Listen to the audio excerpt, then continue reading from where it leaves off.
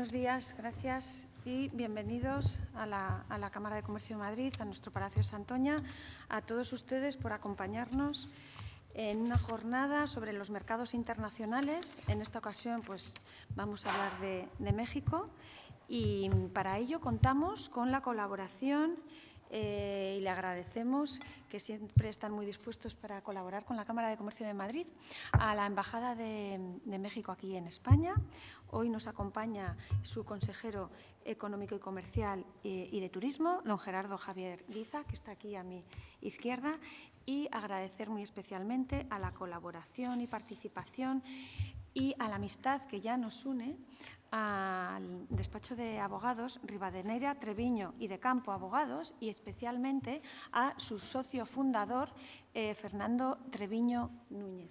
Muchas gracias por estar aquí una vez más con nosotros, y a todo su equipo, un despacho líder en asesoramiento y buen conocimiento del mercado mexicano, y también les tengo que dar la enhorabuena y la noticia de que también ya tienen oficina aquí en Madrid para también estar más cerca de las empresas, porque sabemos que el contacto directo, la confianza es fundamental a la hora de hacer negocios. Ahora estaba hablando con una empresa con la que solemos viajar bastante y me dice: Esther, yo esto del Zoom es que me cuesta, estoy intentando ya y necesito empezar a viajar y a tener reuniones presenciales, y yo creo que todos nosotros estamos ya en ese camino, ¿no? Desde la Cámara, como veis, estamos intentando hacer todo lo que se pueda presencial, también híbrido. También, por ejemplo, esta jornada la vamos a grabar para que la podáis ver cuando lo consideréis oportuno, cuando lo necesitéis.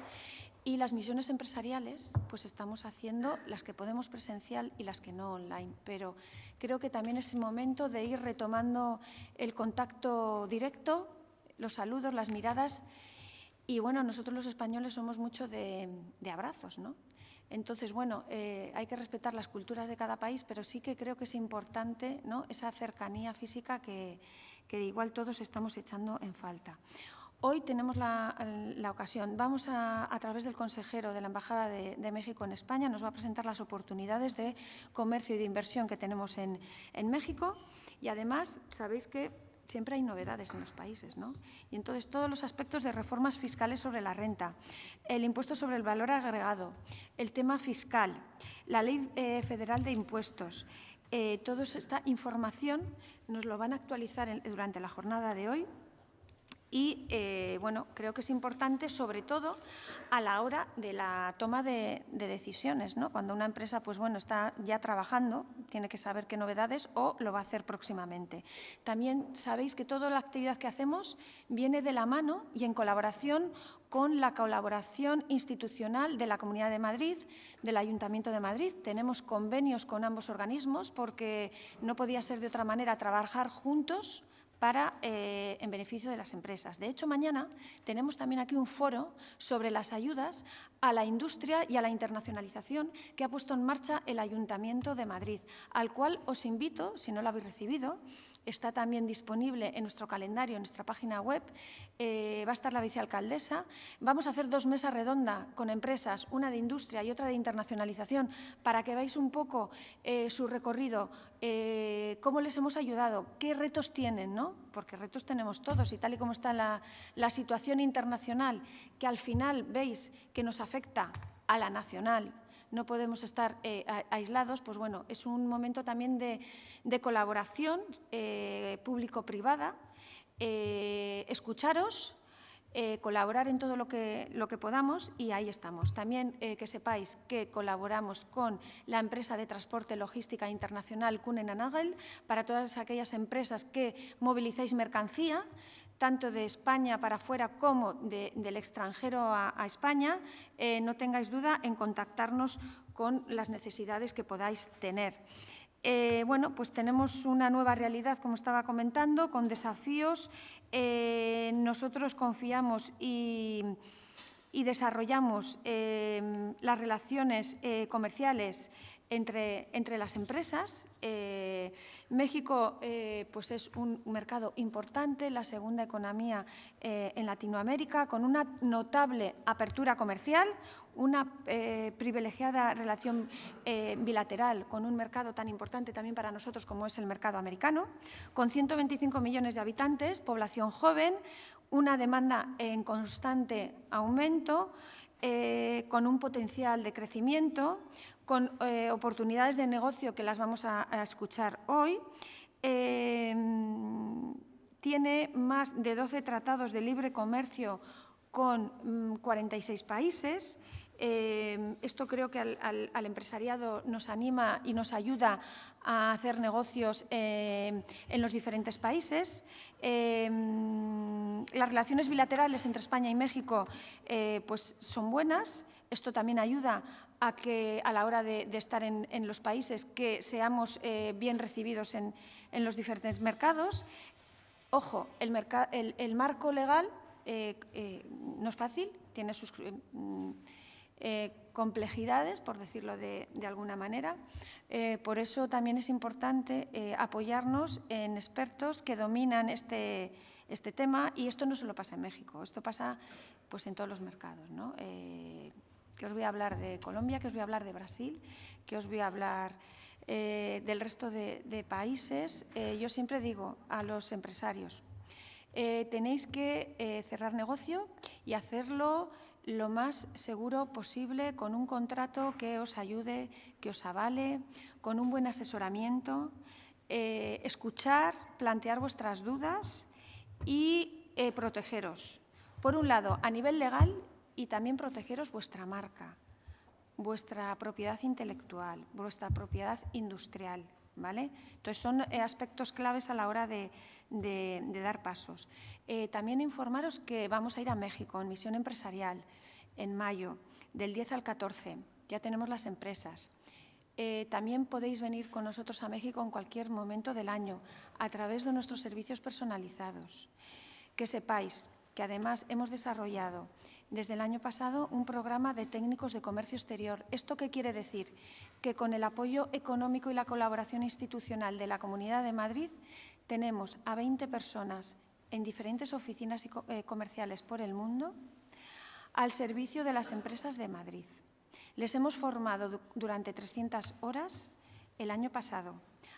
Están en su destino desde enero de este año y van a estar todo el año en destino. Uno de ellos está en México, con el objetivo de que cuando vengan a finales de diciembre de este año puedan desarrollar y seguir creciendo con las empresas de Madrid que necesitéis un apoyo de expertos.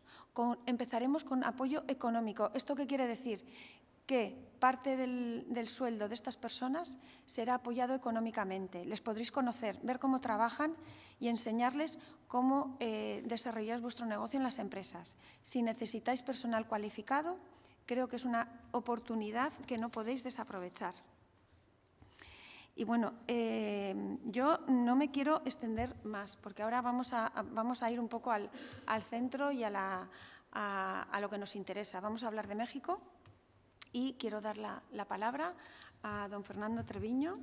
Nos va a hablar un poco de la situación actual del mercado, qué está pasando ahora y qué es importante. Y yo no quiero alargarme más. Fernando, tienes la palabra cuando quieras. Empezamos. Gracias. Buenos días a todos. En primer lugar, gracias a la Cámara de Madrid, que nos da la oportunidad de poder platicar el día de hoy con todos ustedes. Saludo también a Gerardo Guisa, consejero económico, comercial y turismo de nuestra embajada. Gracias, Gerardo, por estar aquí. Y bueno, pues un agradecimiento también al presidente de la Cámara, Ángel Asensio, que ayer estuve precisamente con él platicando algunos temas relacionados con el país. Y bueno, gracias a ustedes que se atreven a venir el día de hoy acá, porque la verdad es que este tema del COVID nos ha tenido en todo momento a todos pues un poco detenidos, ¿no? Nosotros veníamos cada año y el año pasado pues no pudimos tener la oportunidad de hacerlo más que de forma virtual. México y el nuevo escenario y retos y oportunidades. ¿Qué es lo que nos ha pasado en México pues, post-COVID, ¿no? Post-COVID-19. De alguna forma, lo que aquí les presentamos es una evaluación de cómo se ha dado la pandemia en nuestro país. Tenemos una vacunación de 79 millones de personas, un 62.38% de la población total, una dosis 85 millones y cerca de 191 millones de dosis, digamos, administradas, ¿no?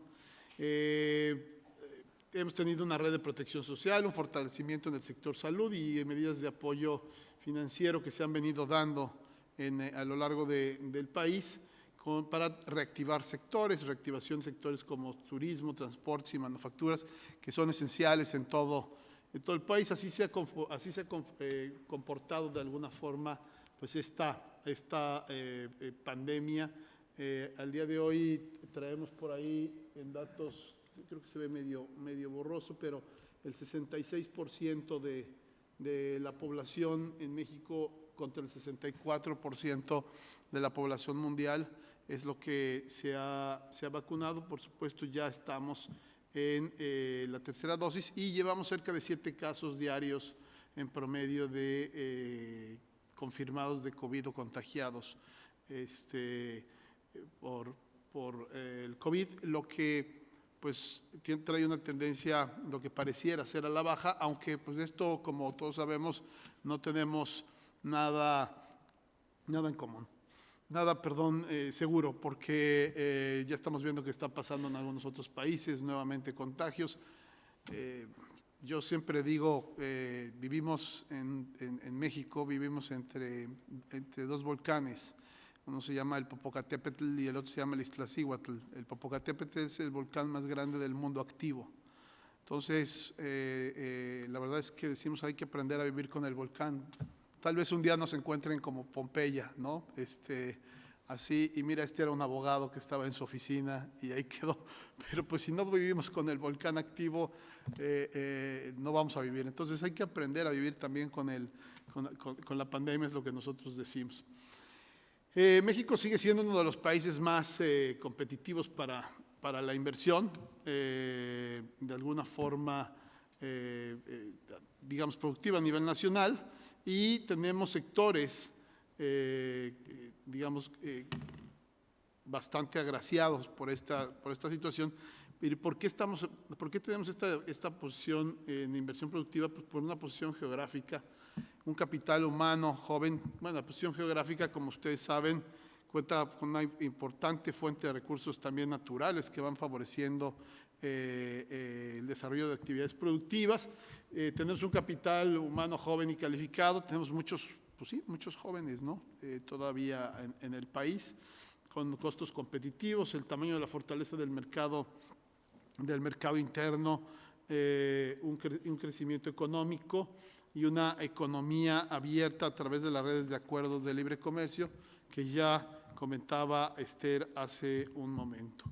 Desde el 2019 la economía es la segunda la economía mexicana es la segunda más grande de América Latina y la 14ª a nivel mundial, y de alguna forma ha venido creciendo de manera constante y sostenida. Es el 9º receptor de inversión extranjera directa.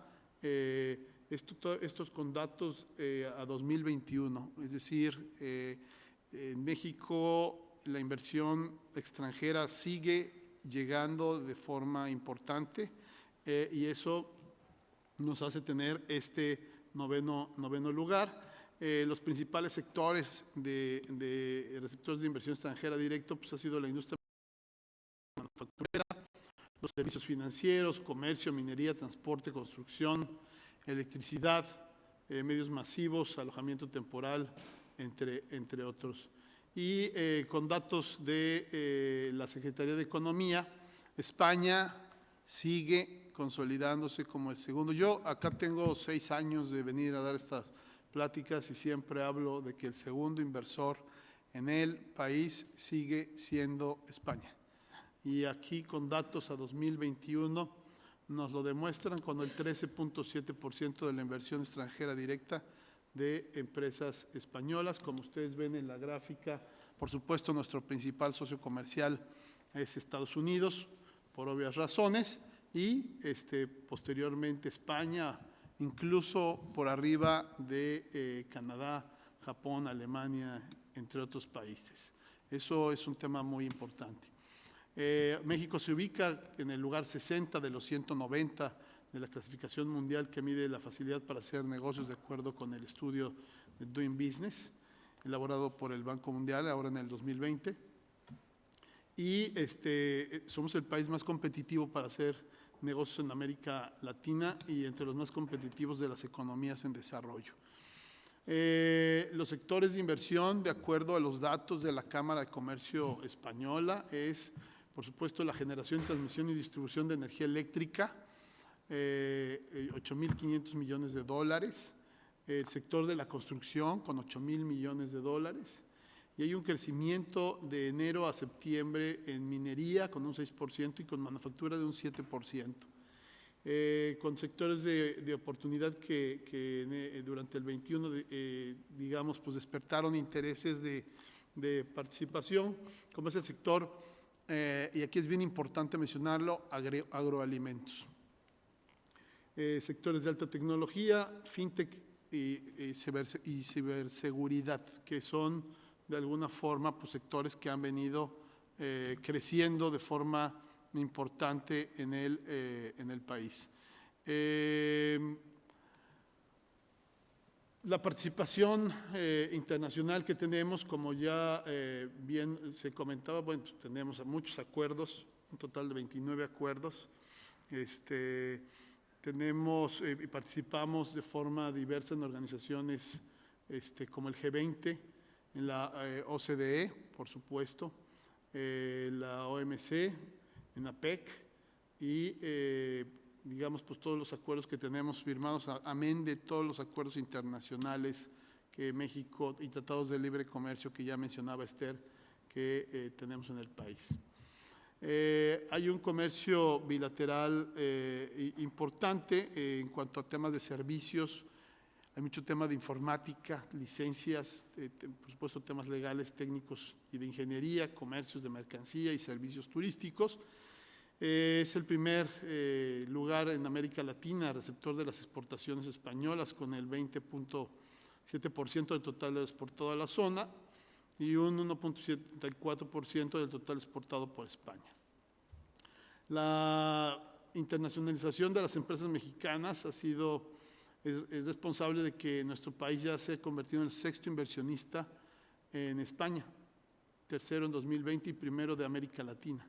Estas inversiones, es decir, empresas mexicanas que vienen a España a hacer inversión, destaca el sector inmobiliario, infraestructura, construcción, hotelería y servicios. Es decir, ya no nada más estamos viendo el flujo de inversión de empresas españolas hacia México, que como insisto sigue siendo muy importante y sigue siendo el segundo mayor inversión, sino que ahora México también está volteando hacia España y estamos siendo inversionistas en este país. Los principales sectores de interés es el financiero, el fintech, por supuesto, el sector de seguridad, el agroalimentario y el sector de automoción y autopartes.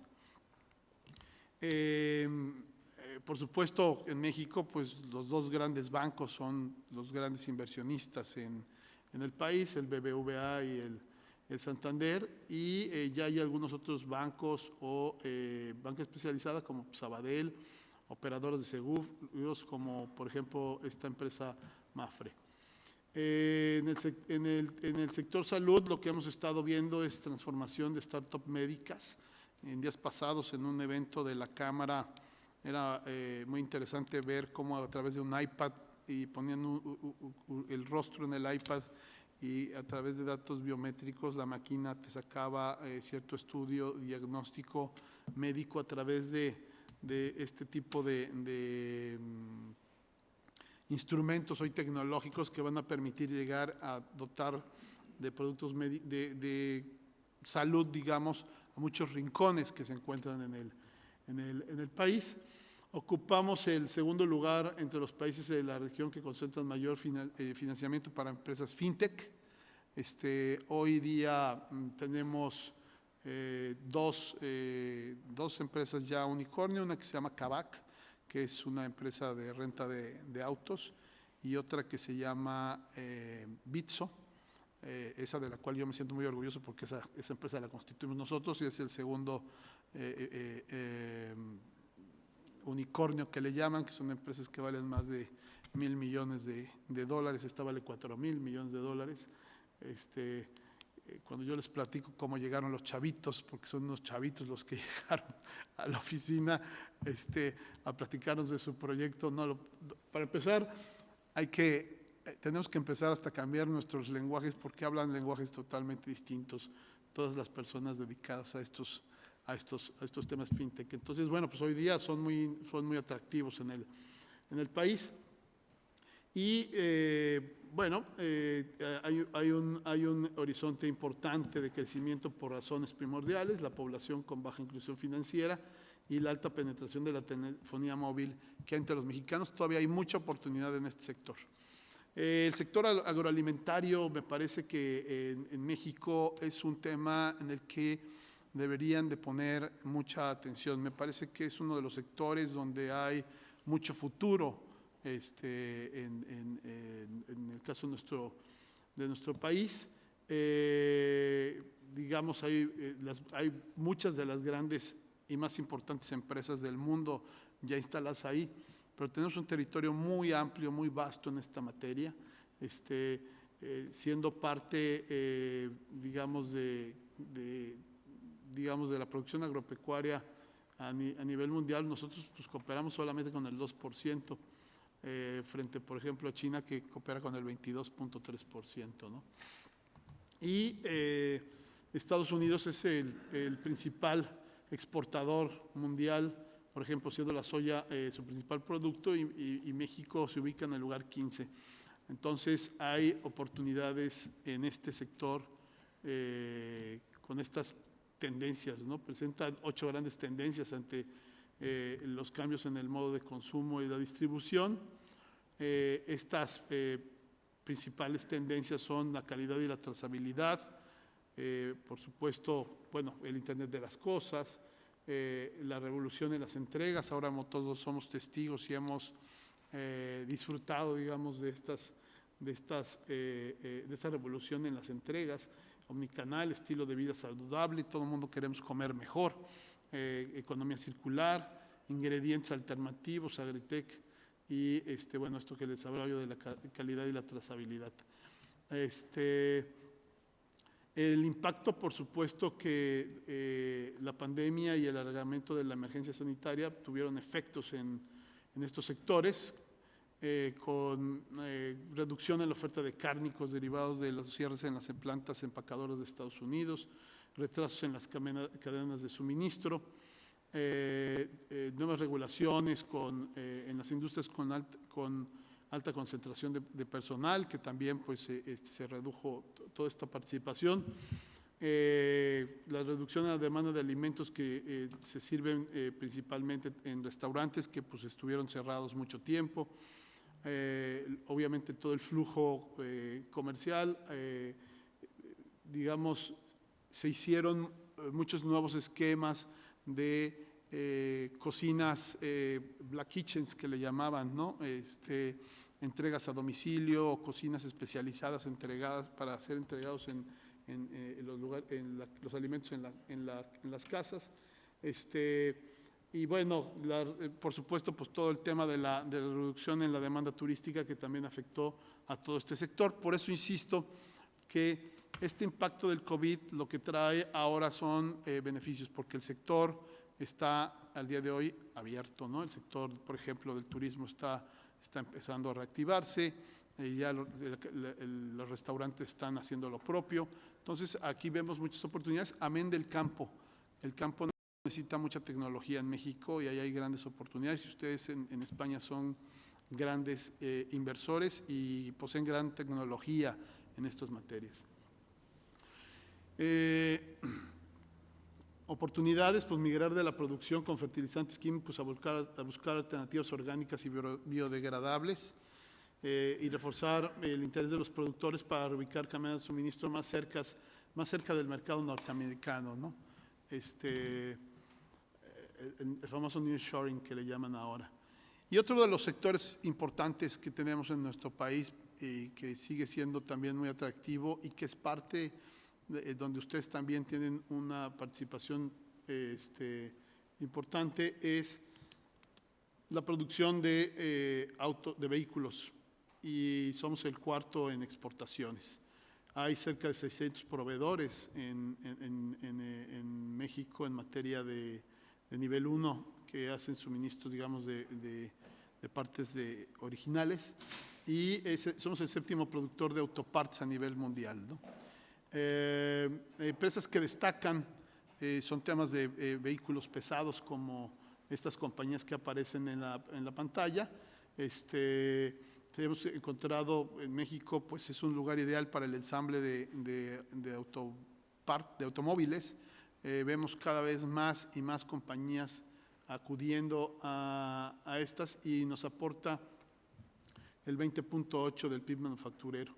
Es el principal generador neto de divisas del país, y tenemos bueno, pues las principales marcas del país, del mundo, están instaladas en México, y en función de esto también tenemos muchas de las proveedoras españolas, como por ejemplo Gestamp o como Antolin, podría yo hablar de un par de ellas.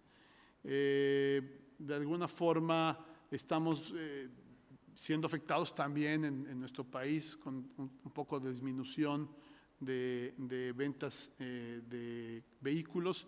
Hoy día, alguien me decía ayer que quería comprar un coche y que era imposible comprar un coche hoy día aquí en España también, ¿no? Creo 6 meses es el retraso de entrega de un auto.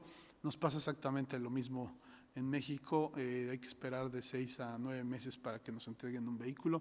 Pero esto es una tendencia, un impacto mundial, ¿no? Y derivado de los famosos pues chips estos que hoy día son computadoras con llantas las que nos proveen, ¿no?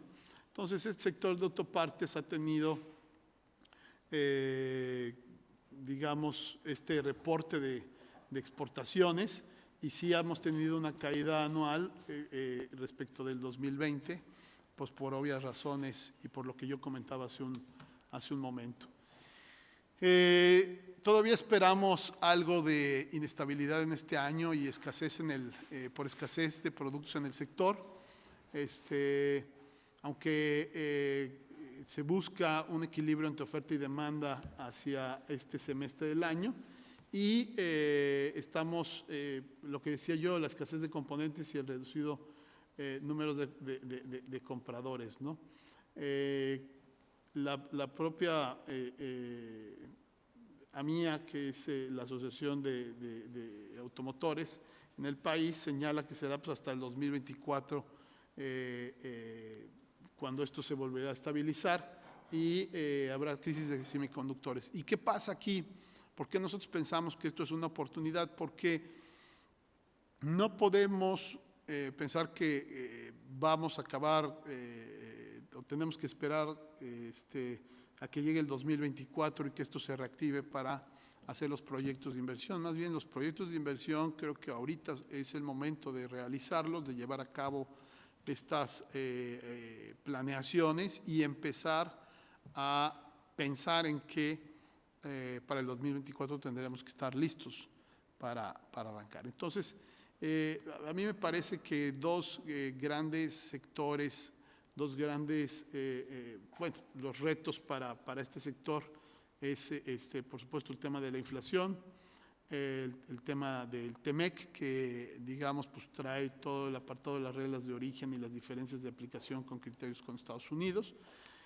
Todo el tema de la regularización de los vehículos que se internan de forma ilegal al país, y el tema de las energías limpias y la reducción de emisiones, y por supuesto pues todos queremos carros menos contaminantes y eléctricos. Ahí vemos un nicho de oportunidad. En México me parece que hay mucha oportunidad para todo lo que sería el tema de la industria eléctrica de automoción. Entonces, los dos grandes sectores que nosotros vemos con grandes oportunidades, por supuesto, es el sector de autopartes o el de automotriz y el agroalimentario. Hoy día, más que nunca, y también pues, derivado de la situación que sucede hoy día entre Rusia y Ucrania, también tendremos afectaciones en materia de alimentos en el mundo. Y en México lo que tenemos son tierras con mucha oportunidad de inversión. Amén de todo el desarrollo de empresas fintech con desarrolladores. El país tiene un buen número de personal o de estudiantes que van saliendo de las carreras de desarrollo en materia digamos, pues, software o programas de computación y mucho relacionado con el tema de fintech. Y no se nos olvide algo, finalmente seguimos siendo frontera con el consumidor más grande del mundo, que es Estados Unidos, más de 3,000 kilómetros de frontera, y eso con un tratado de libre comercio importante, el TEMEC, recién firmado, con algunas ventajas, por supuesto, ahora por parte de Estados Unidos y de los sindicatos, pero sigue siendo muy atractivo este mercado. Y en México tenemos, digamos, pues, la oportunidad de poder accesar a través de o desde México a este mercado. Así es que por eso, y ahorita Gerardo nos platicará desde el punto de vista del gobierno, pues por eso creemos que somos muy atractivos en nuestro país, ¿no? Y ese sería mi comentario, y bueno, me parece que Gerardo continuaría con el tema. Ahora ¿no? vamos a pasar Muchas la gracias. palabra a Gerardo. Gracias.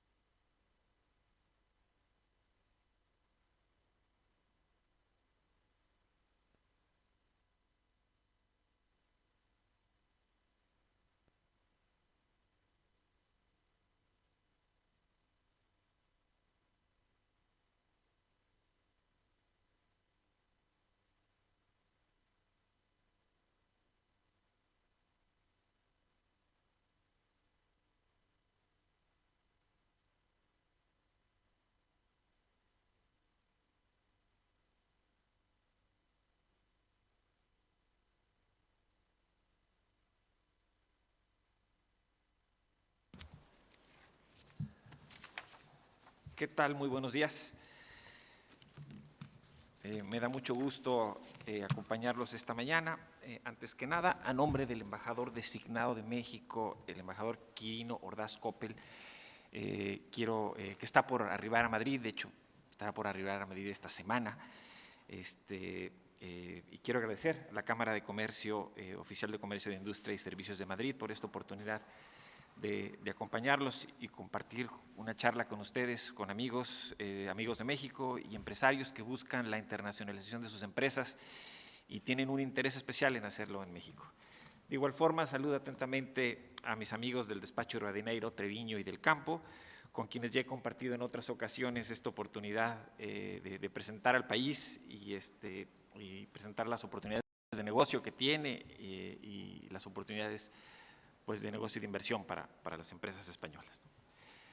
Quisiera comenzar manifestándoles que una de las prioridades del Gobierno de México es fortalecer nuestra economía a partir de un renovado modelo de desarrollo. Como Embajada de México en España, apoyamos la actividad exportadora de las empresas establecidas en México y promovemos la internacionalización de las empresas mexicanas. Pero, de igual forma, coordinamos acciones para atraer inversión extranjera directa y buscamos aliados estratégicos entre las empresas españolas y empresas mexicanas, alianzas estratégicas, para que eventualmente pueda generar un ambiente de colaboración y fomentar una inversión conjunta. Bueno, somos también nosotros promotores de oportunidades para el desarrollo de los diferentes sectores productivos del país en los diferentes niveles de gobierno, esto es a nivel federal, a nivel estatal y a nivel local, ¿no? Y por eso me da mucho gusto estar aquí con ustedes el día de hoy para ofrecerles un panorama de lo que es México, de nuestra economía, compartir con ustedes algunas opiniones que les darán a ustedes una perspectiva más completa de dónde estamos y hacia dónde vamos, ¿no? Pues bueno, aquí Fernando nos dio un panorama general y yo espero no ser muy redundante, tengo algunos datos y temas muy parecidos, pero bueno, quiero reforzarlos, gráficos, y voy a continuar con la presentación. Tengo unas bajo la manga que no tiene Fernando, y es que quiero darles a conocer una herramienta de atracción de inversiones que tenemos en el país, que es un atlas prospectivo territorial, una herramienta que lo elaboramos conjunto el Gobierno de México, la Secretaría de Relaciones Exteriores, con la Oficina de Naciones Unidas para Asentamientos Humanos y el Programa de Desarrollo Industrial de las Naciones Unidas, que es un mapa, es un atlas que identifica ciertas regiones en el país donde se pueden hacer corredores industriales, aprovechando las cadenas de valor que se generan las industrias en esa zona, y el Gobierno de México está apostando por ciertos sectores, que son los sectores que les voy a comunicar.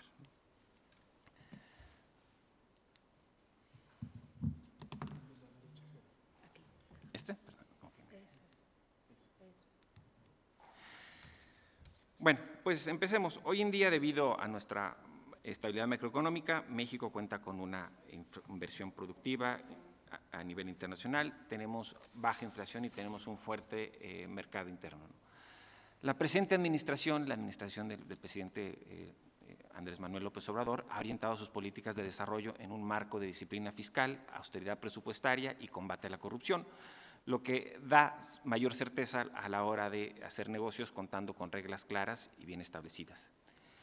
La economía mexicana, como mencionaba Fernando, es una economía abierta, cuenta con una amplia red de acuerdos de comercio internacional, los cuales garantizan a las empresas establecidas en el país acceso al mercado internacional.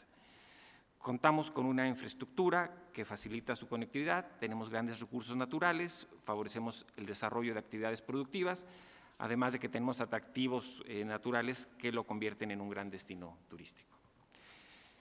Como saben, pues México también es una potencia cultural a nivel mundial, y dicha oferta pues enriquece de alguna manera los negocios y las empresas provenientes del exterior, esto en un sentido, digamos, un sentido humano, en un sentido profesional, ¿no? Bueno, más adelante profundizaré sobre estos atributos, pero quiero destacar principalmente tres atributos que tiene, tres características de México, por cuales nosotros, todas las embajadas de México en el exterior, lo promovemos como una buena oportunidad de inversión, ¿no?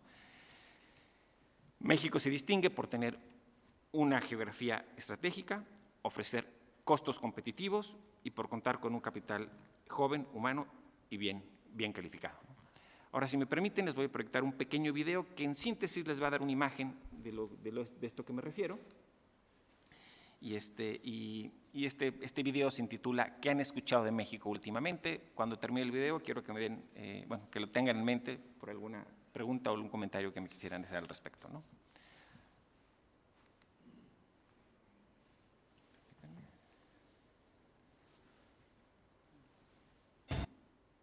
Ups.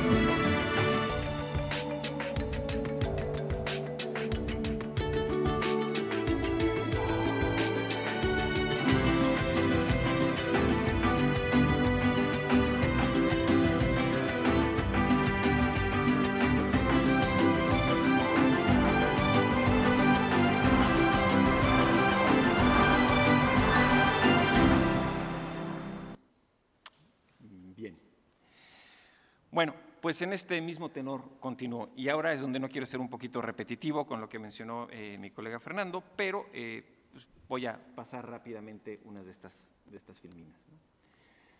Los rankings mundiales, México aparece en 2020, como la 15ª economía mundial.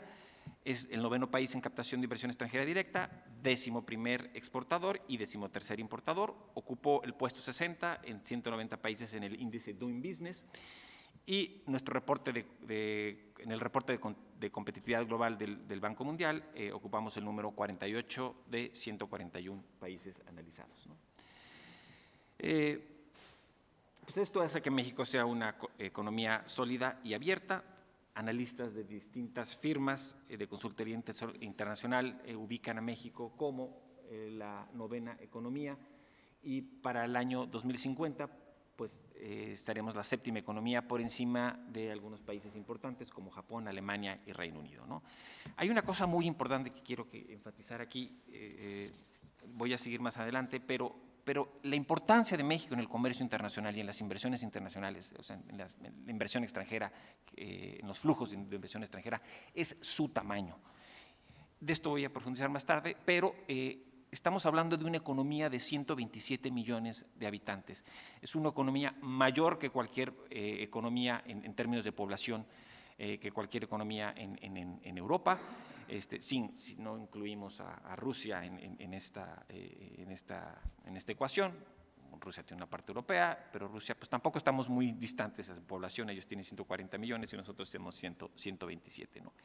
Este tamaño de mercado, nuestra cercanía con el mercado de Estados Unidos, es lo que atrae a las empresas a conquistar el mercado interno y a aprovechar las oportunidades que ofrece su cercanía a Estados Unidos para comercializar, a la vez tener negocios con ellos, ¿no?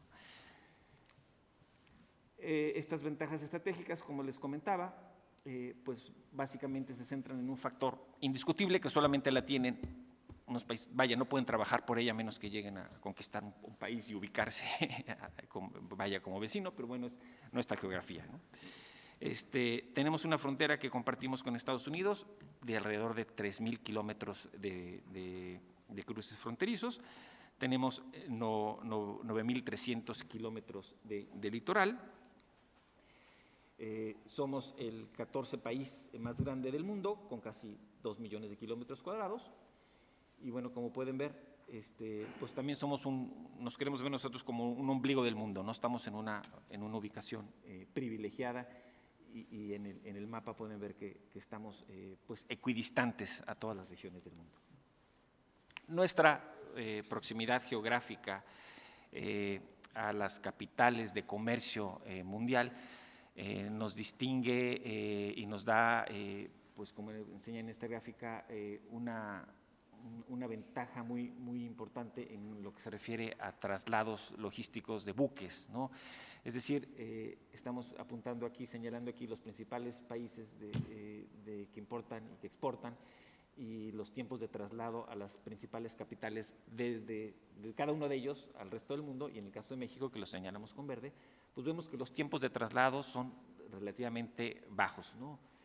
Con 5.4 días de traslados hacia Nueva York, 3.7 días a Los Ángeles, 14 días a Rotterdam, 17, casi 7 días a Yokohama y un poquito menos de 20 días a Shanghái, ¿no? Si vemos cada uno de estos países, pues bueno, tienen tiempos de traslado mayores. Por eso les enseñaba ese mapa, que en realidad estamos en un centro un centro geográfico que nos da una ventaja competitiva muy importante. Nuestra infraestructura, tenemos 77 aeropuertos, 64 de ellos son internacionales, 12 nacionales. Tenemos una red nacional de carreteras de 3/4 millones de kilómetros de vías asfaltadas, y tenemos 28,000, casi 26,000 kilómetros de vías férreas, ¿no? En lo que se refiere a puertos, pues tenemos también una conexión marítima con 117 kilómetros cuadrados habilitados.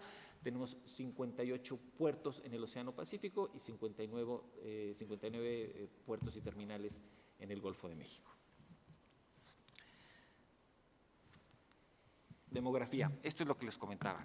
Esos 127 millones es lo que hacen a México un país diferente, un país muy atractivo para el inversionista extranjero. Hacemos nosotros, los que trabajamos en las embajadas, siempre comparativos, ¿no? Es decir, ¿por qué mi país puede ser más importante para la atracción de inversión extranjera que otro país? Además, estos 127 millones de habitantes representan un fuerte mercado interno. Les comento que he asistido a las reuniones de consejo de algunas empresas españolas que están aquí, que tienen inversiones en México, inversiones muy importantes, y me dicen, ponen las diferentes regiones de España y ponen por ella México, ponen los niveles de negocio, y el nivel de México casi equivale a los mismos niveles de negocio que tienen aquí en España. Es decir, los beneficios son casi iguales o ligeramente menores en México, pero es una oportunidad para crecimiento y expansión de estas empresas. Tenemos una fuerza de trabajo de 57.7 millones de personas, más que la población de algunos países europeos.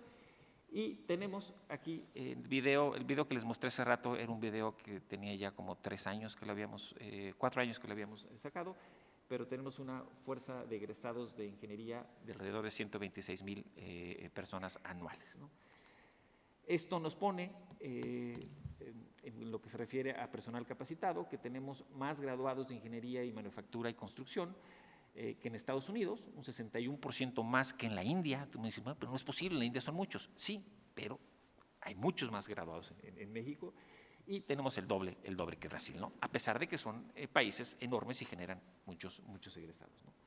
La edad de la población de trabajo son de alrededor 75, el 75% de la población está en edad de trabajo, que son la fuerza de trabajo de México, son 96 millones de personas, ¿no? Que están, bueno, que no necesariamente trabajan, pero están en edad de trabajar. Comercio exterior, actualizando un poquito el video, tenemos al día de hoy 14 acuerdos, tratados comerciales.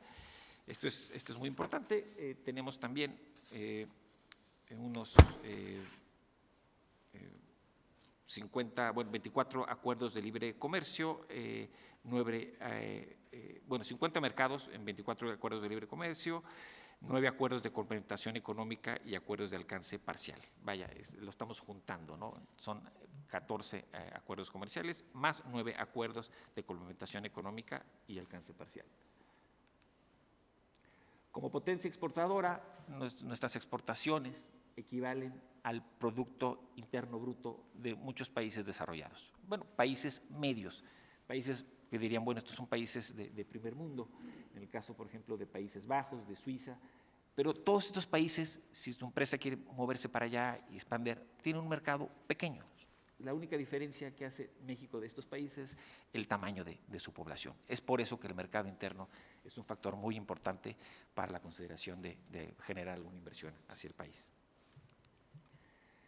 En 2020 ocupamos el 15º lugar en términos de tamaño de nuestra economía, y junto con la región de América del Norte, que es Canadá y Estados Unidos, pues tenemos una región muy grande con un alto nivel de ingreso per cápita. Alguien me diría, no, pues es que Liechtenstein tiene un nivel altísimo, pero ¿cuántos habitantes son en Liechtenstein? O alguien me puede decir, bueno, lo mismo sucede en Luxemburgo, es el doble, o en Suiza, pero aquí estamos hablando de una cantidad de pues alrededor de 500 millones de personas. Estos son los acuerdos de libre comercio que tenemos suscritos. Hay 4 regiones muy importantes en los que están varios países. La principal región del mundo para el comercio, en este caso para México, pero del PIB mundial, es el TEMEC, que es en la zona de América del Norte. Posteriormente, ellos cuentan con el 28.2% del PIB mundial, con la Unión Europea, que también es un grupo junto con nosotros, somos pues 27 países, 26 países de la Unión Europea, más México, tenemos el 22.9% del PIB mundial.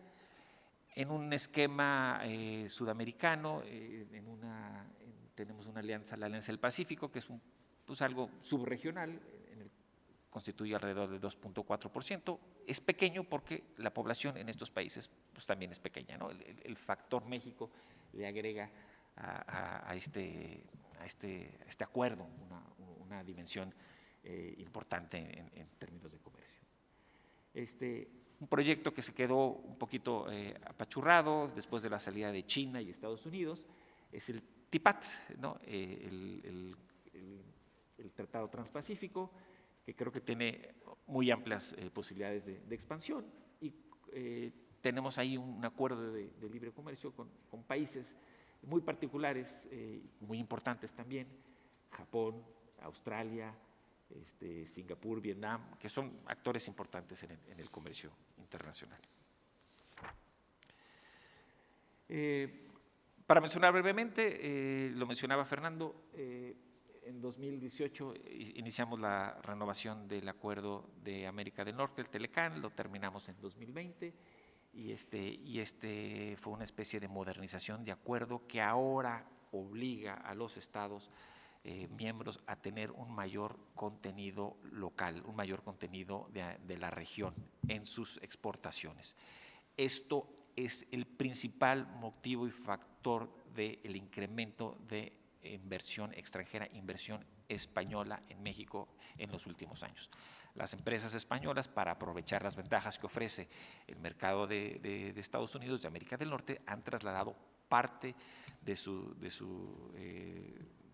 infraestructura, de sus empresas, fábricas, de sus maquilas hacia México, ¿no? Tenemos empresas que antes fabricaban en seguros de automóviles, quemacocos, vestiduras en varias regiones de España, y han determinado que lo más conveniente es trasladarla a México, porque así, al vender estos productos que no necesariamente son de empresas mexicanas como tal, estamos hablando de la empresa automotriz, BMW, Volkswagen, Audi, que generan con estas empresas españolas, digamos, que están en México, las chapas de los automóviles, los quemacocos que se integran a los automóviles, que a su vez se exportan a Estados Unidos, ya con un alto mayor de contenido norteamericano.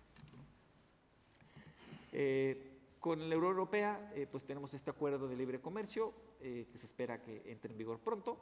Ambos son tratados de última generación, estos dos, incorporan nuevas disciplinas. Con la Unión Europea pues ya está prácticamente terminado, estamos esperando que los Estados miembros de los parlamentos en la Unión Europea lo acepten, lo tomen como tal y se apruebe. Esperamos que esto entre en un lapso, digamos, de 1 o 2 años. La cuestión de por qué no se ha aprobado ahora, y es que en la Unión Europea hay muchos intereses de la negociación de otros tratados de bloques comerciales, como en el caso de Mercosur, que dicen, bueno, es que yo quiero tener las mismas condiciones que tiene los acuerdos que firmamos con México, el acuerdo con México, ¿no? Y ahí es complejo porque son diferentes actores, son diferentes estados, tal vez más complicados, y bueno, nos ha generado esto un retraso. Pero esperemos que esto se solvente pronto y que los parlamentos aprueben el tratado como está y entre en vigor pues, en 1 año, máximo, no sé, en los próximos 18 meses, ¿no? Bueno, inversión extranjera directa, aquí me voy a ir muy rápido. La mitad de la inversión extranjera que llega al país es inversión extranjera que llega en el área de manufacturas. Aproximadamente el país como México en los últimos años recibe un flujo de inversión extranjera directa de un promedio de 30,000 millones de dólares. Esto es nuestra base. Nosotros consideramos de que si un año llegamos arriba de 30,000 millones de dólares, nos va muy bien. Si otro vamos abajo, pues no nos ha ido tan bien, ¿no? Esperamos paulatinamente incrementarlo a un ritmo de un 10% y así lo hemos venido haciendo, ¿no?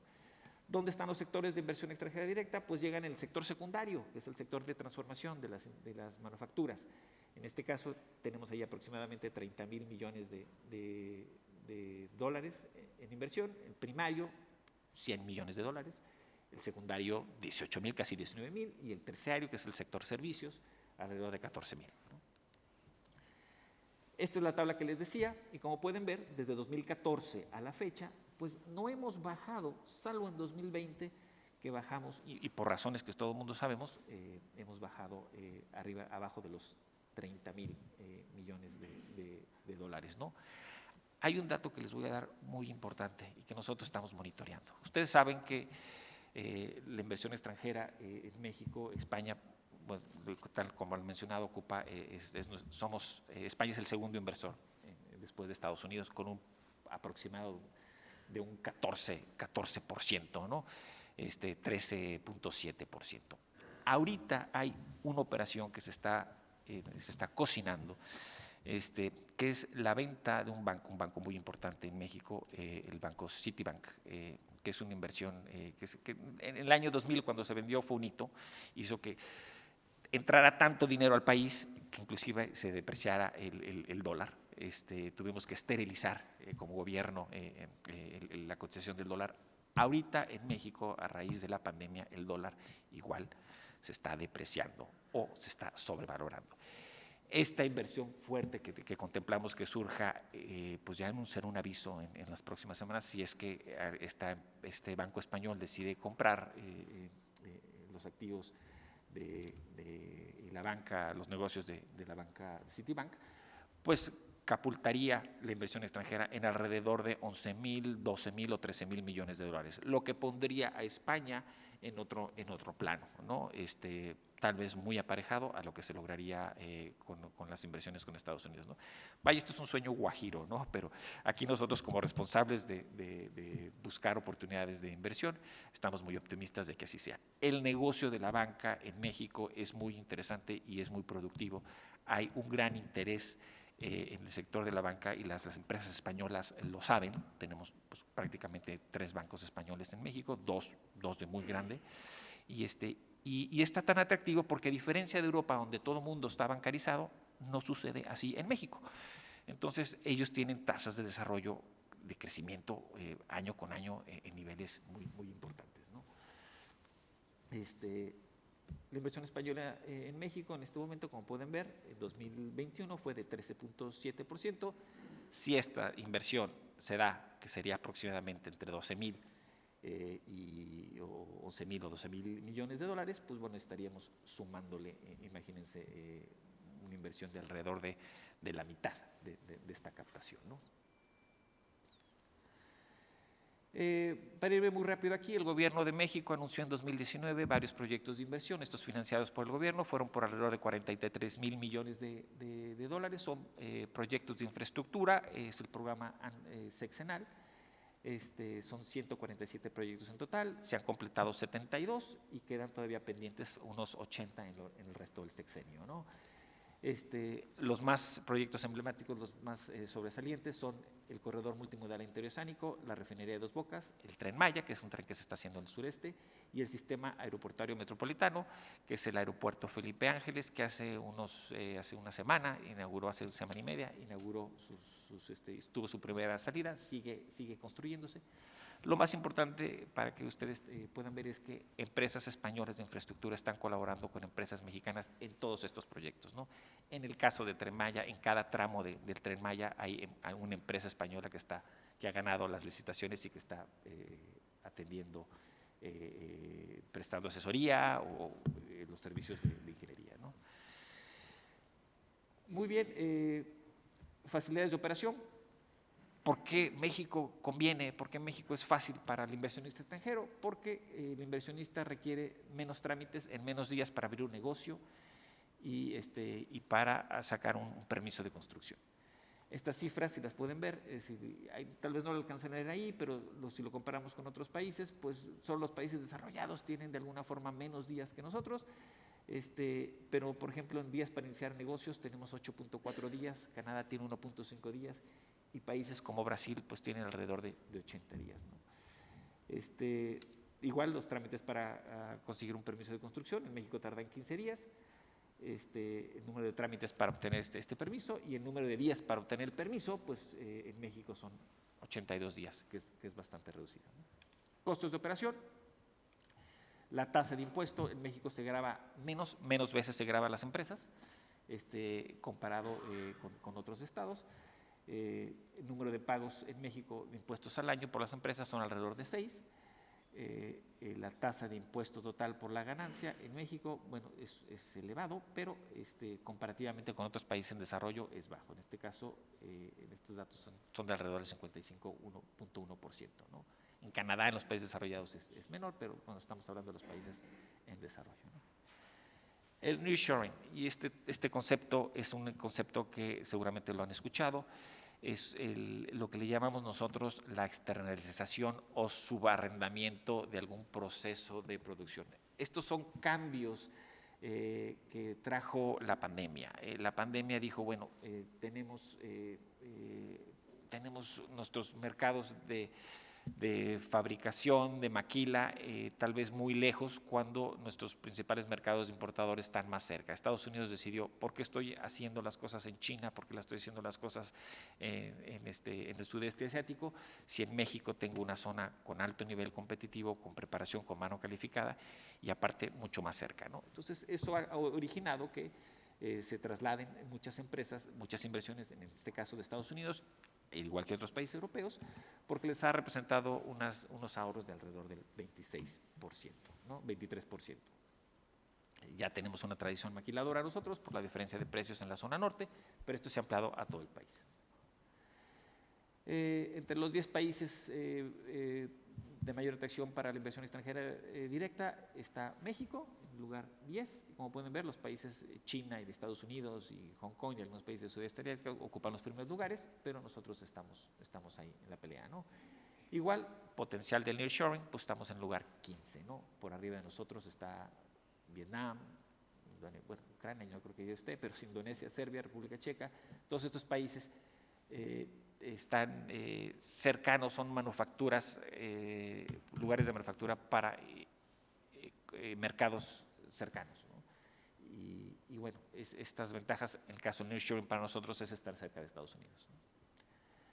Brevemente, turismo es un sector muy importante en México. El año pasado tuvimos el segundo lugar en nivel de captación de turistas, 31.9, es decir, todavía no nos recuperamos de la pandemia. España, por ejemplo, tradicionalmente tiene 84 millones de visitantes, pero pues ha ascendido en lo que se refiere a contribución del Producto Interno Bruto, 9%, y en captación de ingresos es el séptimo sector.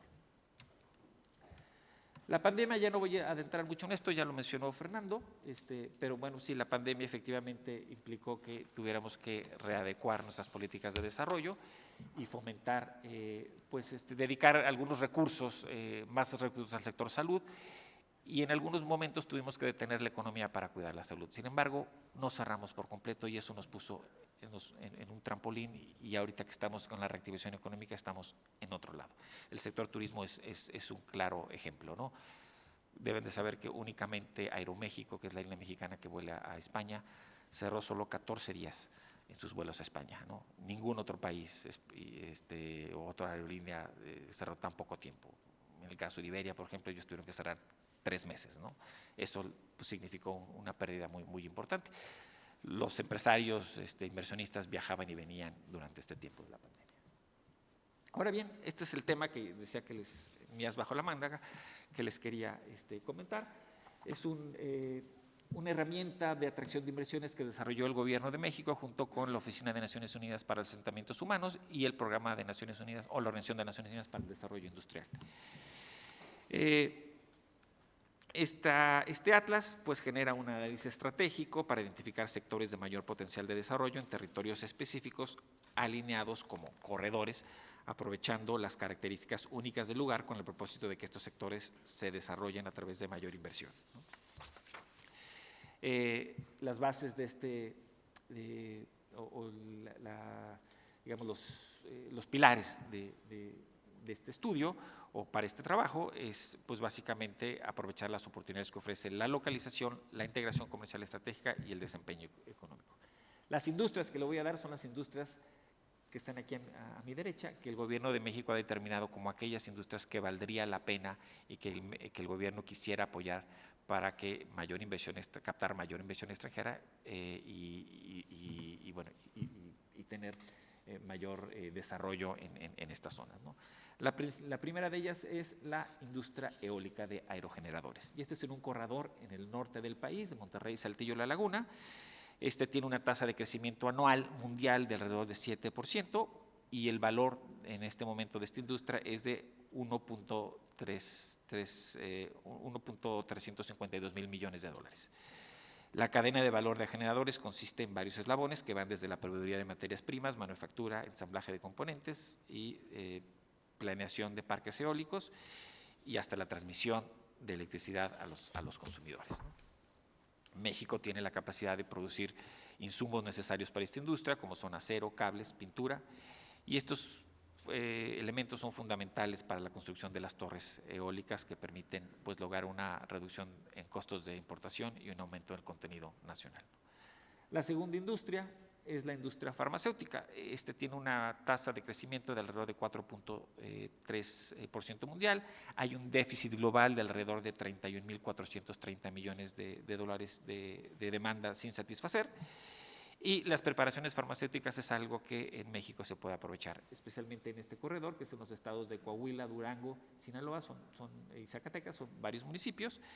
Y tenemos en el proceso de investigación y desarrollo, tenemos los recursos humanos que nos permitirán pues, contribuir estos recursos que requiere la industria, y además que tenemos inversión de alrededor de 14 farmacéuticas internacionales que pueden dar estos servicios. Otro sector importante que el Gobierno de México quiere apoyar es el sector aeroespacial. Y este es un sector que pues hay una tasa de crecimiento anual global de 3.1% y hay un déficit global de 8.606 millones de dólares de demanda sin satisfacer. La innovación de la industria aeroespacial requiere de partes con costos competitivos y al mismo tiempo que se requiere que estas partes pues, sean más ligeras, más resistentes. Y México tiene pues, una gran participación en la producción de los insumos de aviones, helicópteros, satélites y motores, tanto en la elaboración de las partes como en el ensamblaje de los mismos, ¿no? Y bueno, tenemos un desarrollo importante en software que permite que todos estos diseños sean adecuados con un costo más bajo, siempre y cuando se desarrolle en el país, ¿no? Por último, la agroindustria, estamos promoviendo, el Gobierno de México está promoviendo un sector muy importante, que es el de vainilla chocolate, que tiene es un bicultivo con una tasa de crecimiento de alrededor del 4.3% anual, pero el mercado del chocolate pues es enorme a nivel mundial, con el 44 mil millones de dólares, y el mercado de la vainilla tiene alrededor de 735 millones de dólares, ¿no? La vainilla es una especie muy cara, ¿no? Y en México la producimos muy bien y es un insumo muy importante para la industria alimenticia. Y por último, tenemos un corredor, que es el corredor que ayuda a los otros corredores, que es el de la petroquímica. Esto nos ayuda porque a lo largo de toda la cadena de valor, los insumos petroquímicos pueden ser desarrollados y elaborados con costos de materias primas más bajos, y de alguna forma se puede incrementar el valor de la misma cadena, ¿no? Este Atlas prospectivo permite al Gobierno de México implementar una estrategia de apoyo para la atracción de inversiones, tomando en cuenta el alto potencial que existe en estas zonas, pero también nos ayuda a reducir la desigualdad regional. Muchas de estas zonas son zonas marginadas. Al establecer estos corredores se crean industrias, se crean empleos, y lo tratamos de hacer de alguna forma, de la manera donde se pueden aprovechar los recursos humanos, pero también de una manera que sea amigable al medio ambiente, ¿no? Estamos ante un nuevo paradigma de desarrollo industrial, que estamos buscando precisamente que los empleos sean bien remunerados, y estamos buscando que se mejore la calidad de vida de todos los habitantes, ¿no? Pues en síntesis, sería, Esther, mi contribución. Muchas gracias, Gerardo, porque además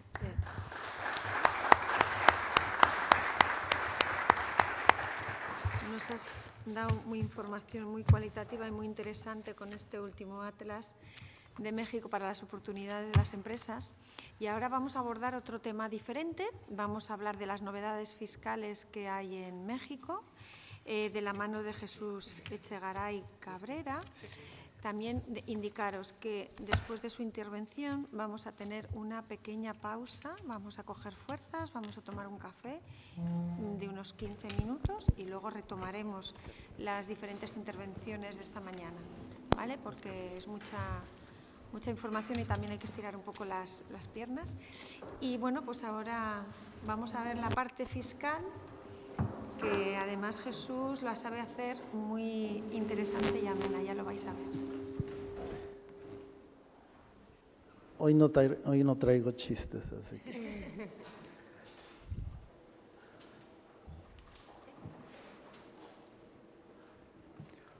Hola a todos, buen día. Me da mucho gusto poder estar nuevamente con ustedes. La última vez que tuve la fortuna de estar aquí fue en 2019, en 2020 por cuestiones personales no pude estar aquí y después vino el tema de la pandemia.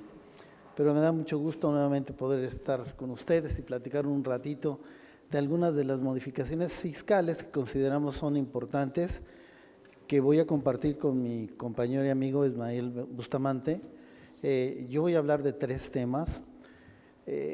La materia fiscal, yo creo que en todas partes, en México específicamente, es muy versátil, muy cambiante y año con año se establecen modificaciones y reformas que no únicamente se dan al principio de año, sino que se dan durante el transcurso del mismo año, porque tenemos un ordenamiento que se llama Resolución Miscelánea Fiscal, que va haciendo aclaraciones o modificaciones a las reformas que se dan el 1 de enero de cada año. Miren, tomé 3 temas que considero, aunque son de aplicación en nuestro país, trascienden las fronteras y es importante que ustedes estén familiarizados con esto. El primer tema es lo relativo a la capitalización delgada. ¿Ustedes están familiarizados con este concepto? ¿Saben de qué se trata esto? ¿En España no existe el tema de la capitalización delgada? Bueno, miren, ¿por qué existe esto? Las empresas extranjeras, cuando constituyen una empresa en México, pues lo que buscan es poder recuperar lo más pronto posible las inversiones que se han tenido. Pero es obvio que una empresa que empieza a caminar no va a dar frutos en poco tiempo. Entonces lo que se ideó fue, ya que no se van a recoger utilidades o dividendos, ¿cómo podemos obtener dinero rápido? Vamos a prestarle dinero. Vamos a endeudar a las empresas mexicanas para que a mí me paguen un interés que se puede pagar mes con mes, cada bimestre, cada año, como quieran. Pero es un dinero seguro que va a regresar independientemente de que tengan utilidades o dividendos esas empresas. Por lo tanto, se estableció una limitante, se cerró la puerta, ya desde hace muchos años, consistente en que no se pueden deducir el 100% de los intereses que se les pagan a las partes relacionadas residentes en el extranjero. ¿Cuál es ese límite? Lo que no exceda de 3:1 el capital contable de la empresa. Hay una regla general para poder determinar esa limitante. Aquí lo quise poner lo más fácil posible porque dice, se toma como base el capital contable, su saldo inicial y saldo final del ejercicio, se divide entre 2, se multiplica por 3 y ese resultado lo comparo contra los intereses que estoy pagando y solamente puedo deducir como empresa mexicana ese tope. La operación parece muy sencilla, pero no es así, porque realmente es súmale, réstale, quítale el número que pensaste, se lo vuelves a sumar y de todos modos se vuelve muy complicado. Pero digamos que esto es lo más fácil, ¿no? ¿Qué pasa con aquel interés que rebasa ese tope del 3%? Para la empresa mexicana no es deducible. Es cierto que resulta posible que las empresas mexicanas paguen los intereses que sean. El problema es que no van a ser deducibles. Y si no son deducibles, se van a descapitalizar. Esa es la regla general. También tenemos una opción, y esa opción consiste, por lo menos hasta el 31 de diciembre de 2021, en considerar 3 cuentas fiscales: la CUCA, la CUFIN y la CUFINRE. Me imagino que todos están familiarizados con estos conceptos. Y si no, ok. La CUCA no es mi tía refugio que cocina muy rico, no. La CUCA es la cuenta única de capital de aportación. Ahí se van registrando todas las cantidades que los accionistas van aportando y que se traducen en acciones o modificaciones en esa cuenta. Sumen o resten. La CUFIN es la cuenta de utilidad fiscal neta. ¿Y en qué consiste? En llevar un registro de todas aquellas utilidades o dividendos que ya han pagado impuesto en la empresa y que podrían ser tomados por los accionistas sin volver a pagar impuestos. ¿Qué es la CUFINRE? La cuenta de utilidad fiscal reinvertida, la que ya recogieron los accionistas y que reinvirtieron en la empresa. En esta opción, lo que sucede es que si sumo estas 3 cuentas fiscales con sus saldos iniciales y finales, voy a tener un monto mayor para poder deducir los intereses que estoy pagando.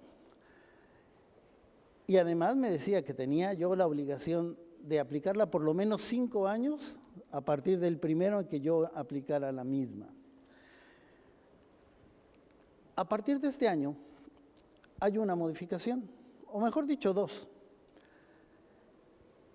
Tengo que considerar las mismas 3 cuentas, CUCA, CUFIN y CUFINRE. Pero ahora también le tengo que restar las pérdidas pendientes de amortizar. ¿Qué sucede con esto? Que el monto para poder disminuir o deducir los intereses pagados se van a ver más cortos. Muchas empresas me han dicho, yo no tengo pérdidas, no pasa nada. Pues sí y no, porque además me establecieron una limitación que consiste en esto. Si después de sumar todas estas y restar las pérdidas, el resultado rebasa el 20% del capital contable de la empresa, tampoco puedo aplicar la opción. Tengo que aplicar la regla general. Pero todavía voy más allá. He encontrado muchas empresas que venían aplicando la opción del año vigente hasta el año anterior y estaban en el 2º o 3er año. Y me preguntan, ¿y ahora qué hago? ¿Tengo que aplicar esto? Pues la verdad es que no, porque se le tiene que respetar a esa empresa los 5 años que estaban obligados a aplicar la opción anterior. ¿Cómo se puede hacer esto? Solamente promoviendo un juicio de amparo. Ya lo hicimos contra la entrada en vigor de la ley, pero si hay alguna empresa hermana que ustedes tengan en México que esté involucrada con el tema de la capitalización delgada y se ve afectada por esta reforma, tiene la oportunidad de promover el juicio de amparo cuando presente la declaración anual del 2022 en marzo de 2023, dentro de los 15 días siguientes a su presentación. Miren, en México, tal vez las figuras societarias que más se utilizan para aplicar las estrategias fiscales más agresivas son la fusión y la escisión. Por regla general, una fusión o escisión en México se considera una enajenación y por lo tanto se tienen que pagar impuestos. Impuesto sobre la renta, impuesto al valor agregado, dependiendo de qué es lo que se transmite. Por excepción, si se cumplen ciertos requisitos en México, ninguna de las 2 figuras genera el pago del impuesto. Sin embargo, a partir del presente año, se le otorgó al Servicio de Administración Tributaria en México, que es el equivalente a la Agencia Tributaria Española, una facultad con la que yo nunca he estado de acuerdo y que consiste en determinar si existe razón de negocios en esa operación. El tema de la razón de negocio se implementó desde 2020 en México y cada vez se ha ido ampliando para ser aplicado más y más y más en varias operaciones de carácter fiscal. Yo me pregunto, ustedes pregúntense, por muy técnico que sea alguien del Servicio de Administración Tributaria en México, por muchos conocimientos que tenga, ¿cómo diablos va a saber la razón de negocios que yo tengo para llevar a cabo una escisión o una fusión? ¿Conoce las tripas de mi negocio? Pues no las conoce. Simple y sencillamente va a llegar a aplicarme un protocolo para decirme, no camina, no resulta lógico. Y para eso, fíjense, le están dando la oportunidad de poder analizar las operaciones relevantes de los 5 años anteriores a la fusión y de los 5 años posteriores a la fusión o la escisión. ¿Qué seguridad jurídica podemos tener con esto? Pues realmente ninguna, porque estamos hablando de actos futuros que ni siquiera sabemos si son ciertos. En consecuencia, esto puede ser materia de un juicio de amparo en México. Operaciones relevantes son 7 y les voy a platicar algunas simplemente para que vean lo que se está pretendiendo realmente hacer. Si hay una disminución o un aumento de capital, esa es una operación relevante. Y por lo tanto, ya tengo la posibilidad de determinar si existe o no razón de negocios. Si hay un incremento, una disminución del 30% del capital contable de la empresa, operación relevante. Si uno de los accionistas que participó en la fusión o la escisión cambia de residencia fiscal, operación relevante. Pues entonces ya siempre me van a estar con la posibilidad de poder revisar si existe o no una operación relevante en fusión y escisión. ¿Qué pasa si no se considera por parte del SAT que no hay una razón de negocios? Pues entonces se pagan los impuestos. Esa excepción que teníamos para que no se generara una enajenación de bienes que me liberaba de impuestos, ahora, con esta facultad que le están dando al SAT, le permitiría cobrar los impuestos que hipotéticamente no se generaran. Fíjense que es algo muy curioso. En materia civil o mercantil, la operación subsiste, queda igualita. Solo en materia fiscal cambia y por lo tanto se va a considerar enajenación. Como nueva obligación, se establece que en una fusión o escisión se debe de dictaminar o debe de intervenir un contador público registrado. Y a mí me da mucha risa, porque miren, cuando yo entré a estudiar a la universidad, y no vais a decir nada, Jesús, porque eres muy burlón en ese sentido, 1973, la Ley General de Sociedades Mercantiles ya lo contemplaba, ya estaba establecido. Se tardaron un poquito para trasladar esa obligación al Código Fiscal de la Federación, nada más desde 1973, y yo creo que desde antes ya existía, ¿no?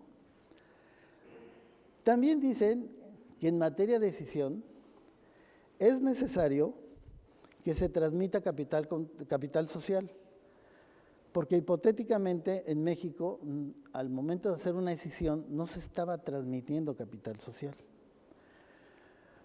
Pero vuelvo a lo mismo. Cuando yo estudiaba, y no se vayan a burlar ustedes ahora de mí, la Ley General de Sociedades Mercantiles decía que se debía de transmitir capital activo y pasivo en bloque. Y hasta ahora lo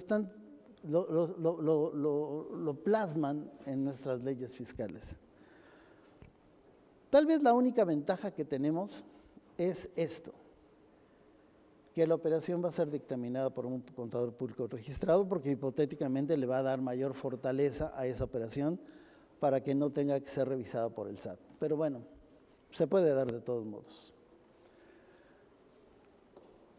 Ese es el tercer tema, que no sé si también aquí en España ustedes lo conozcan. Lo relativo al beneficiario controlador. ¿Ustedes lo implementan aquí? ¿Ustedes han llevado a cabo alguna operación relacionada con esto? ¿O saben de qué se trata? ¿No?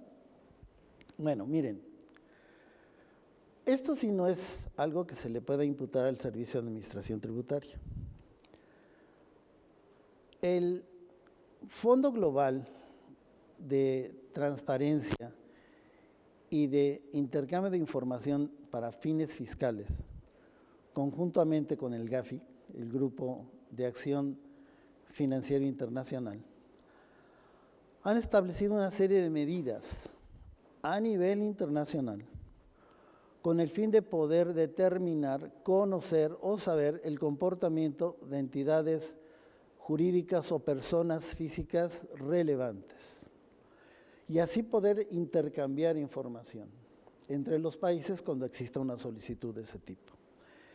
¿Qué es lo que se está tratando de combatir? Defraudación fiscal, apoyo al terrorismo y lavado de capitales, lavado de activo o blanqueo de capitales, como se conoce aquí, ¿no? Por lo tanto, México a partir de este año aparece como un país evaluado. Y si no se cumplen determinados requerimientos que establecen estos dos organismos, México podría ser motivo de sanciones. Es por eso que todas las, digamos, las obligaciones relacionadas con el beneficiario controlador se establecieron en el Código Fiscal de la Federación de México, porque era la única manera de poder establecer infracciones y multas a aquellos contribuyentes que no cumplieran con esto. Porque si México va a ser sancionado, pues va a tomar dinero de esas multas para poderlas pagar.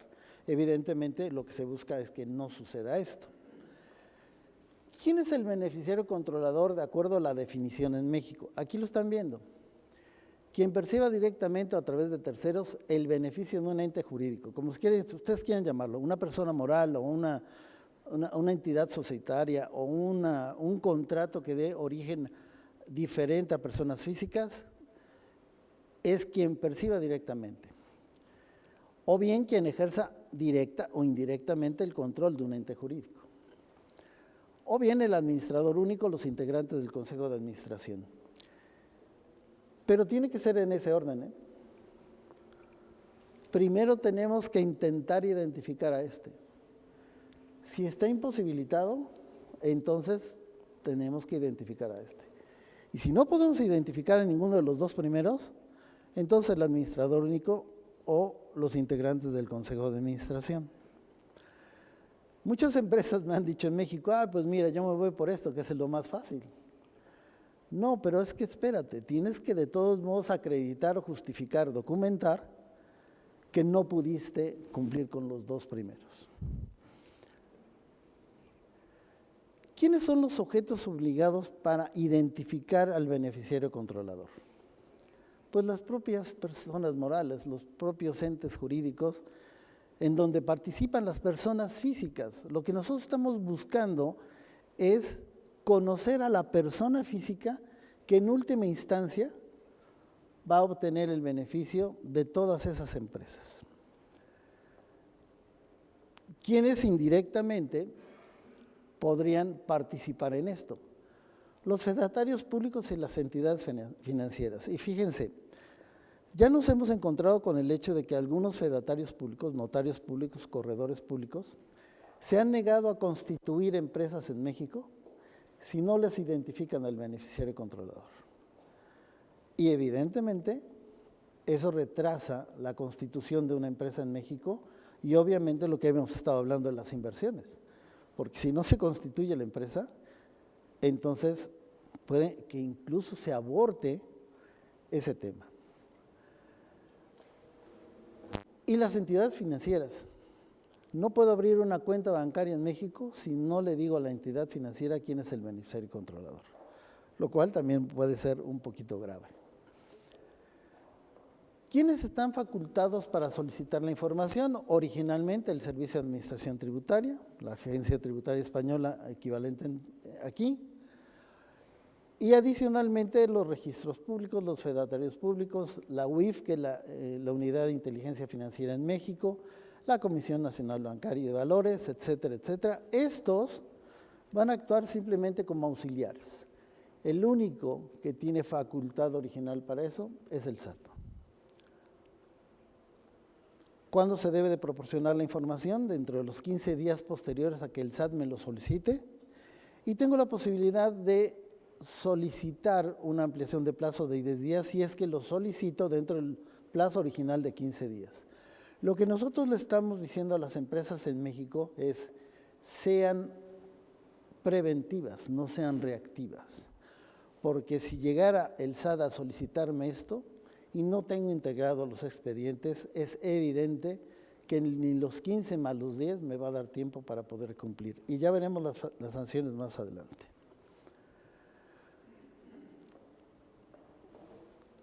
Fíjense que aquí pasa algo muy curioso. Les dije hace un rato que tenemos un ordenamiento en México que se llama Resolución Miscelánea Fiscal.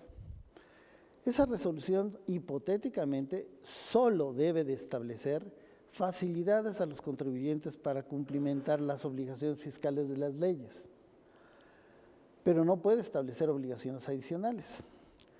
Pues bueno, realmente aquí les importó muy poco y están estableciendo como obligaciones adicionales identificar la cadena de titularidad y la cadena de control.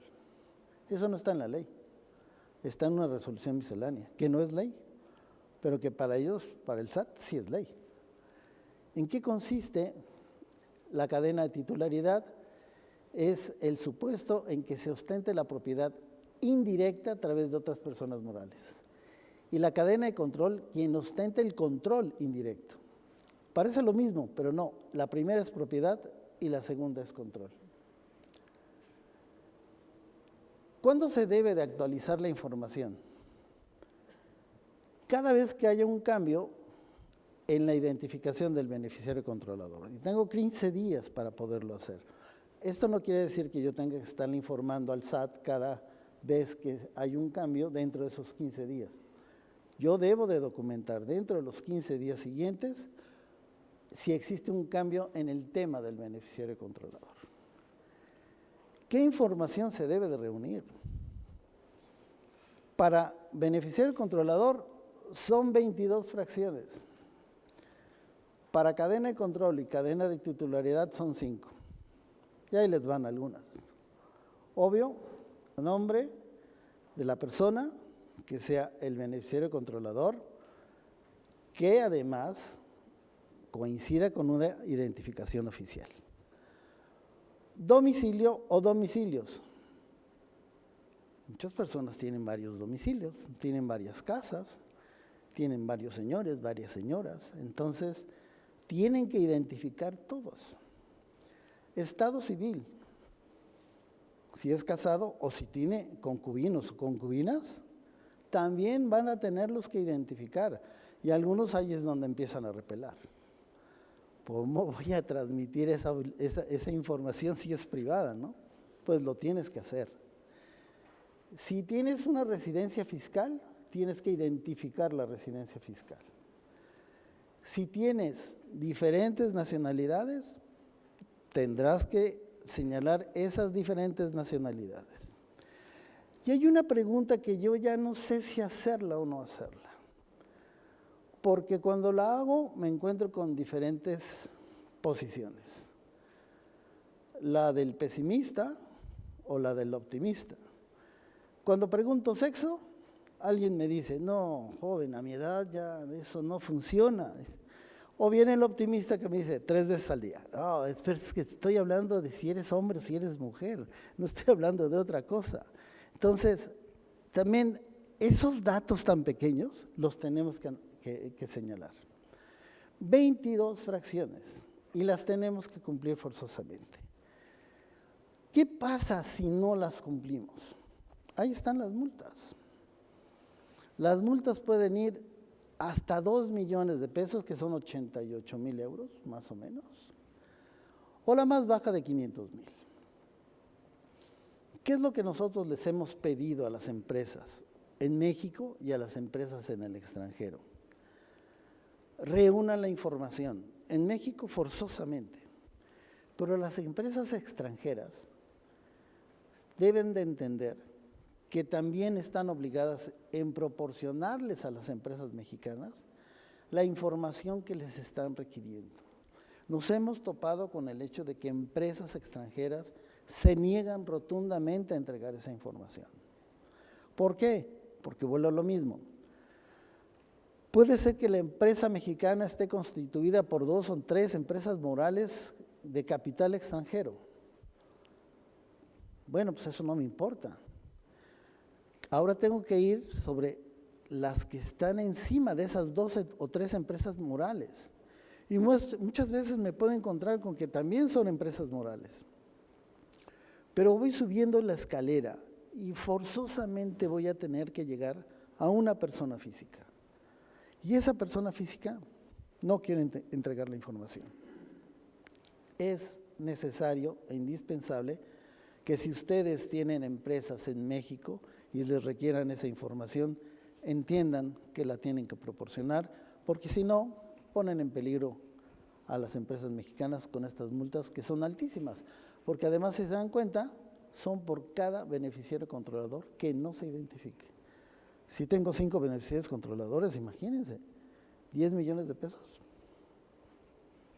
nada más en multas. Pues obviamente eso no está presupuestado por nadie. Bueno, pues miren, por mi parte, estos son los 3 temas que consideré interesantes e importantes para que ustedes los conozcan, estén empapados y sepan que si en algún momento determinado las empresas hermanas en México se ven ubicadas en este supuesto, ustedes los van a tener que auxiliar evidentemente en esto. Como bien nos mencionaste, después de un break, Ismael va a continuar con algunas novedades fiscales y va a terminar Jesús, mi tocayo, hablando de las novedades laborales en México. Muchísimas gracias por su atención.